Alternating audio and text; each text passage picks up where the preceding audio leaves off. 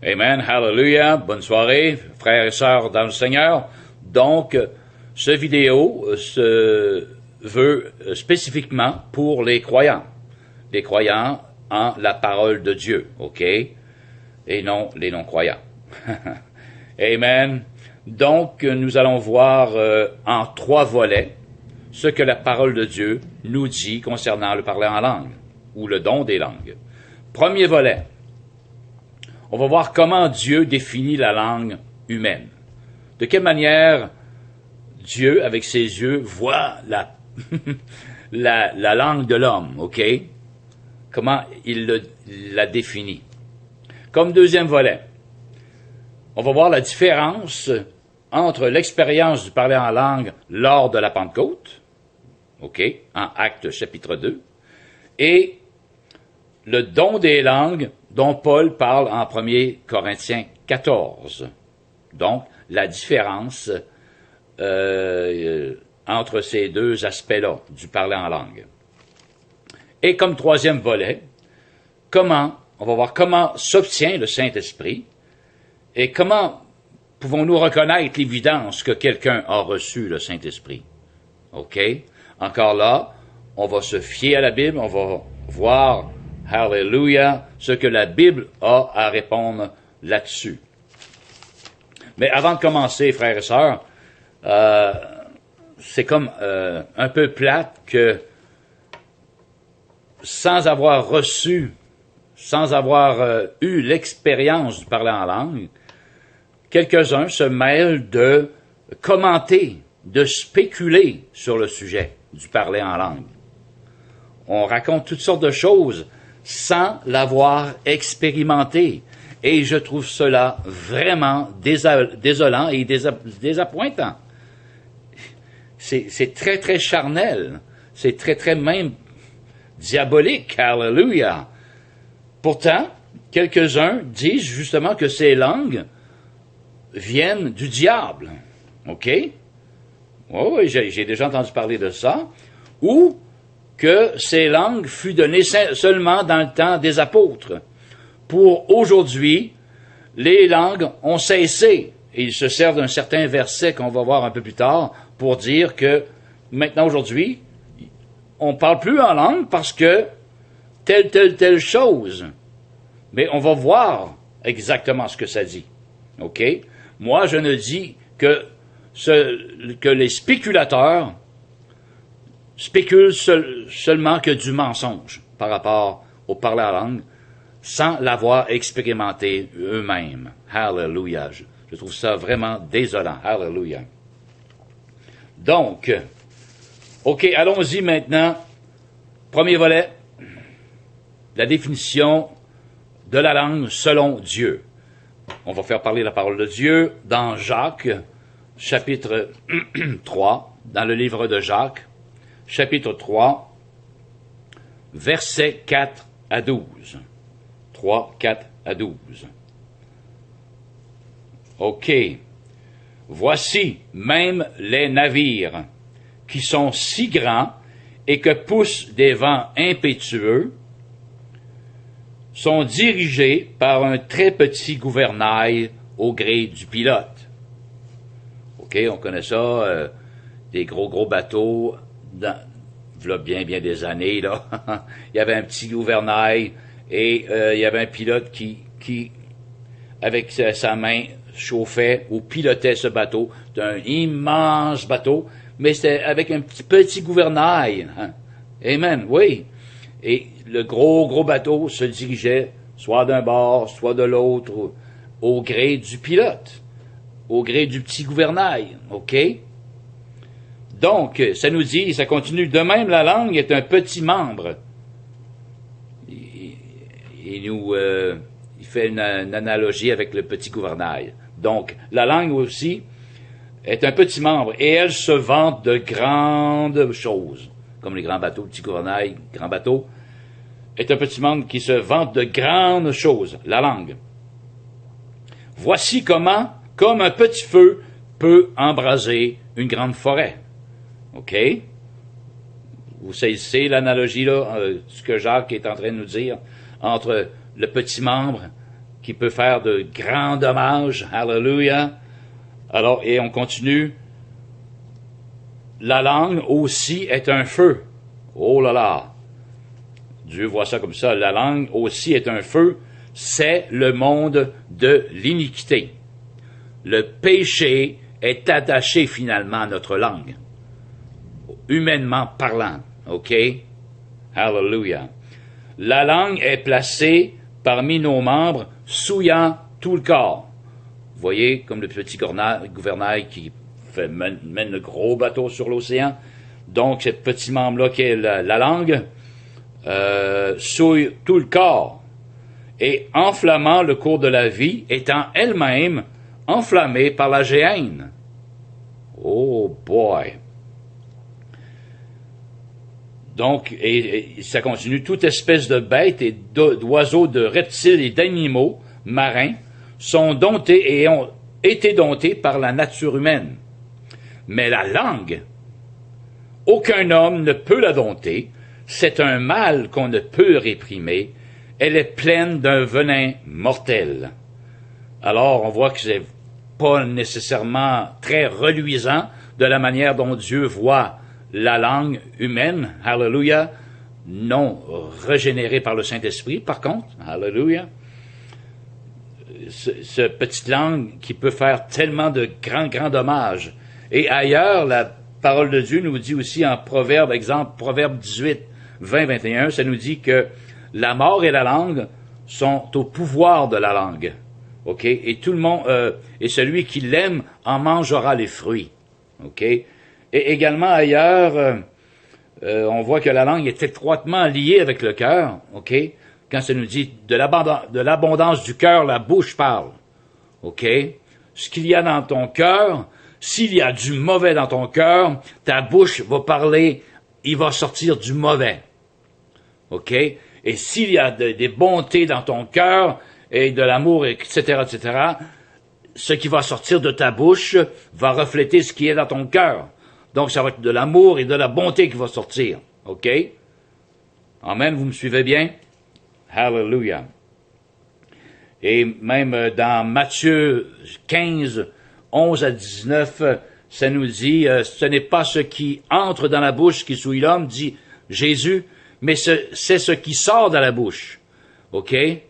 Parce que ce qui sort de la bouche vient du cœur. Les adultères, les vols, les cupides, tout ça vient du cœur. Et ce qui sort de la bouche, c'est ce qui souille l'homme, et non ce qui nous mangeons. C'est pas ça qui va souiller notre intérieur. Hallelujah. Mais ce qui souille vraiment là, l'homme, notre esprit, notre être, c'est ce qui sort, les paroles qui sortent de notre bouche. Hallelujah. Donc, voici pour ce premier volet, la langue, la manière dont Dieu voit cette langue-là. C'est vraiment pas beau, mais c'est une langue qui n'a pas été régénérée par la puissance du Saint-Esprit. OK? Bien souvent, un peu comme la chanson de Texte-Corps dans le temps des fêtes, ça nous dit « On a appris à sacrer avant de marcher ». Et c'est un peu vrai. C'est un peu vrai, en quelque sorte.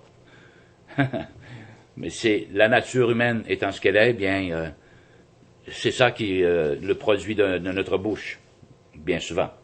Une langue non régénérée par la puissance du Saint-Esprit. Maintenant, deuxième volet, nous voici.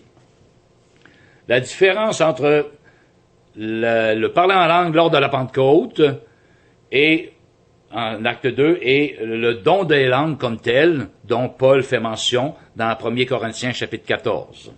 OK? On va lire acte 2, bien entendu. OK, voir ce qui s'est passé exactement lors de la Pentecôte. Donc, je commence. Le jour de la Pentecôte, ils étaient tous ensemble dans un même lieu. Je voudrais mentionner qu'auparavant, une dizaine de jours supposément, Jésus a parlé à ses disciples. Et ça nous dit ça ici dans Acte 1, chapitre verset 4.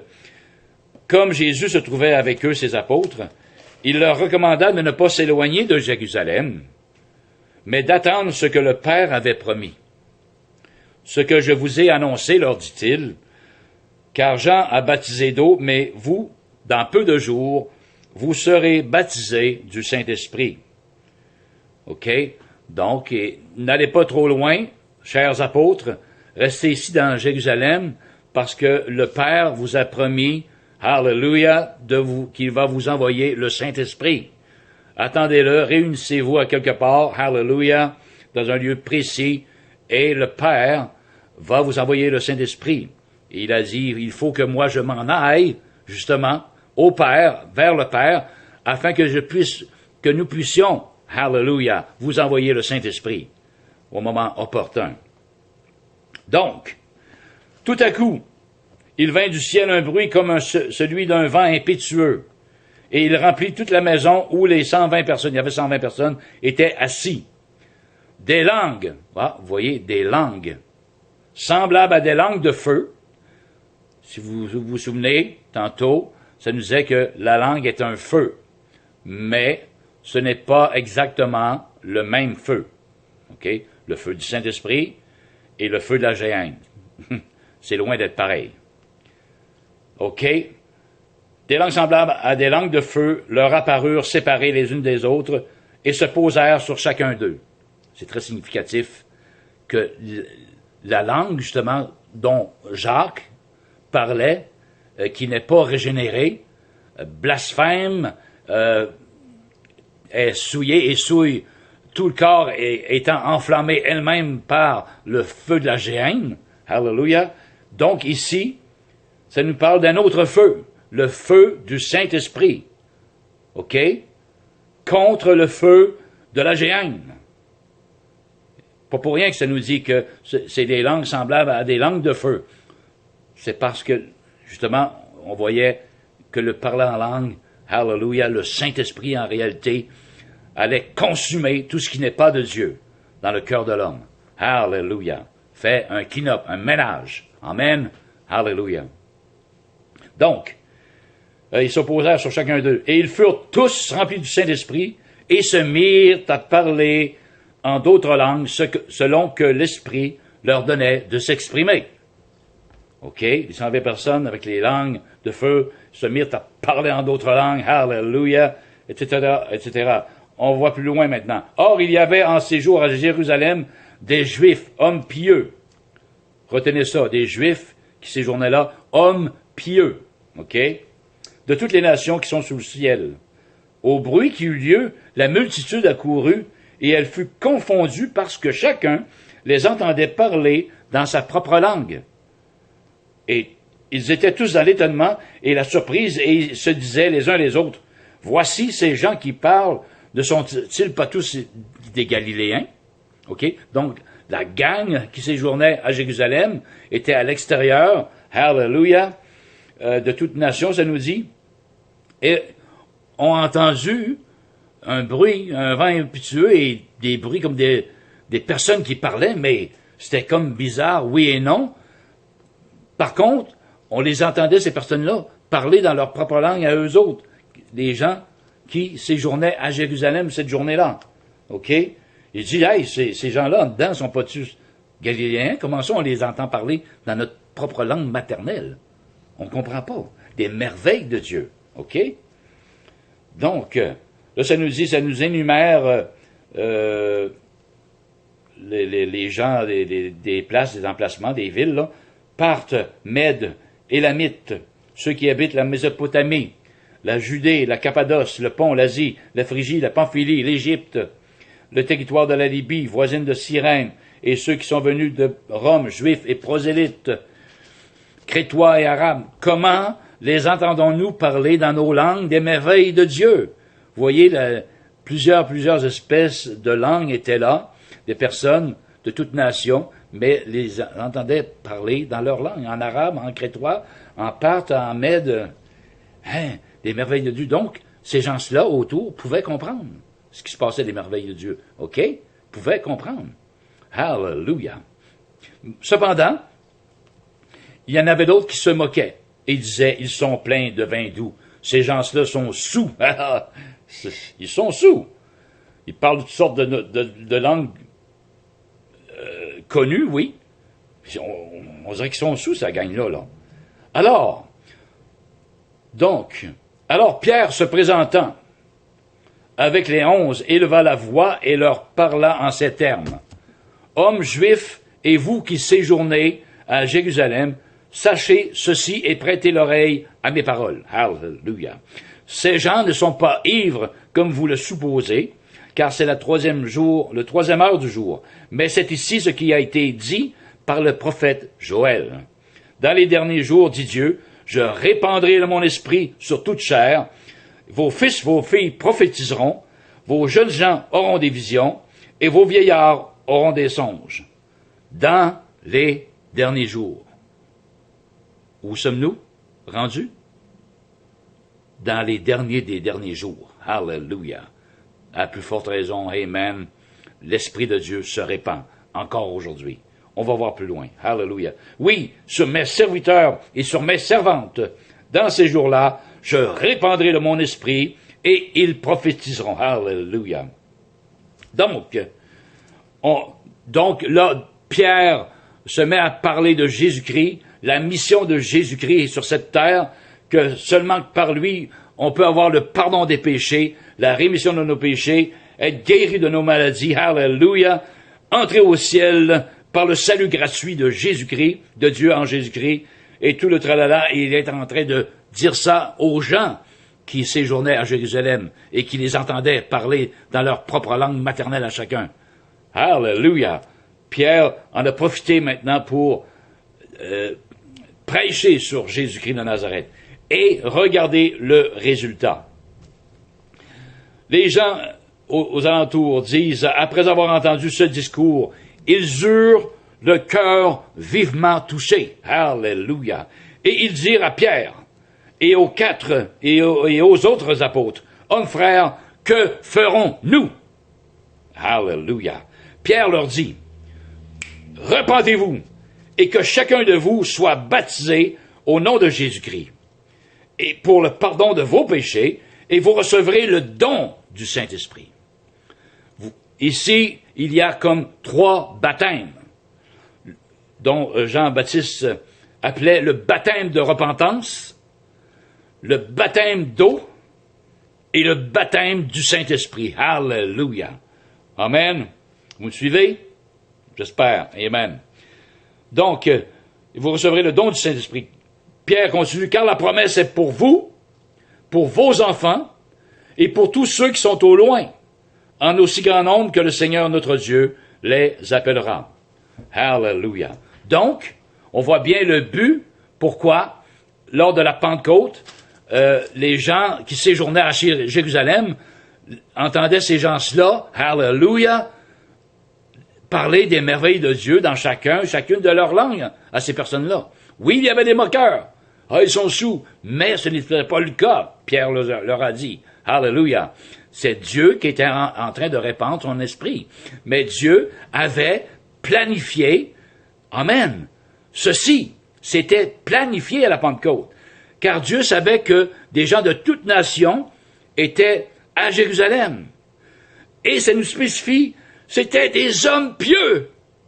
N'est-ce pas? Donc, des hommes pieux, lorsqu'il se passe de quoi, veulent entendre, ça les attire, et on veut savoir, on a soif. Qu'est-ce qui se passe ici? Hallelujah! Et c'est là que Pierre sortit et leur raconta Jésus-Christ. Et ça nous dit, comme résultat final, hallelujah, par plusieurs autres paroles, Pierre les conjurait et les exhortait, disant, sauvez-vous de cette génération perverse. Et Pierre continue, c'est-à-dire, ceux qui acceptèrent sa parole furent baptisés. Et en ce jour-là, le nombre des disciples s'augmenta d'environ 3000 hommes. Vous voyez? Lors de la Pentecôte, le plan de Dieu, hallelujah, savait qu'il y avait des âmes assoiffées, des hommes pieux qui étaient à Jérusalem, et Dieu a fait en sorte que le don des langues, hallelujah, était des langues de maternelle des hommes, des femmes qui séjournaient de toutes les nations, là, à Jérusalem. Et 3000 hommes, 3000 âmes sont venus à la connaissance de Jésus-Christ. Hallelujah, ont été restaurés, baptisés d'eau, du Saint-Esprit, peut-être, je ne sais pas, ça ne le dit pas, Qu'importe, hallelujah. 3000 âmes ont été sauvées dans l'enfer cette journée-là.